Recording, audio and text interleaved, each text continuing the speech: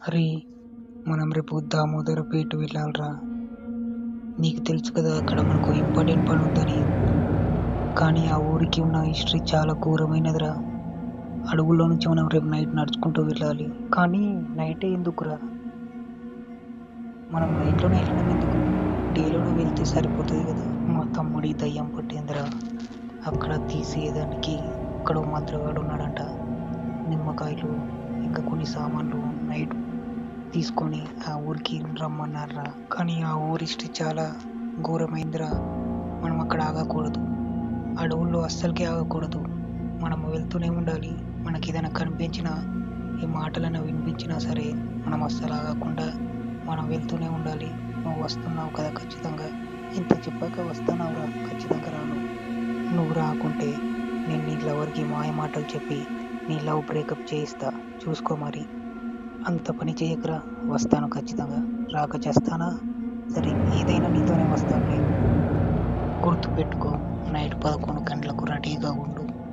మామ, నువ్వు చెప్పినట్టుగానే ఇక్కడ అంత భయమేం అనిపించట్లేదు కదరా. నువ్వేదో రాజమౌళి సినిమాలో విలన్కి చెప్పి భయపించావు కానీ అడవిలో పెద్ద సీన్ ఏం లేదులే. నీకు ఇంకా హిస్టరీ చెప్పలేదు మామ. ఈ అడవిలో చాలామంది ఆత్మహత్య చేసుకుని చనిపోయారంట. వాళ్ళే ఇక్కడ ఆత్మలై తిరుగుతున్నారని వాళ్ళ గ్రామస్తులు చెప్పారు.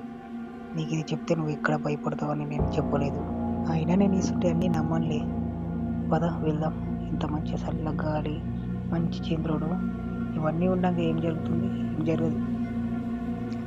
మామ, నా వెనకాల ఏదో నడుచుకుంటూ వస్తున్నట్టు అనిపిస్తుందిరా. ఏం జరిగినా మాత్రం వెనకకు తిరిగి మాత్రం చూడకురా. నువ్వు నడుస్తూనే ఉండు. మామ, ముంగటేదో కాళ్ళు కనిపిస్తున్నాయి పెద్దగా. నువ్వు దాన్ని ఫేస్ అస్సలు చూడకు. నేను కూడా చూడను. ఇంకొక 2-3 నిమిషాలు అయితే ఈ అడవి దాటిపోతాం. ఆ తర్వాత మనకు హ్యాపీనే అంతా. అమ్మయ్య, ఆఖరికి విలేజ్లోకి వచ్చేసాం కదా మామ. నాకు చాలా హ్యాపీగా ఉంటా. చాలా ధైర్యంగా కూడా ఉంది. అస్సలు ఆట ఇప్పుడే మొదలైంది మామ. నువ్వు చాలా ధైర్యంగా ఉండాల్సిన టైం వచ్చింది. ఇక నుంచి నువ్వు చూడదగినవి చాలా ఉన్నాయి. చూస్తావు కూడా ఇప్పుడు.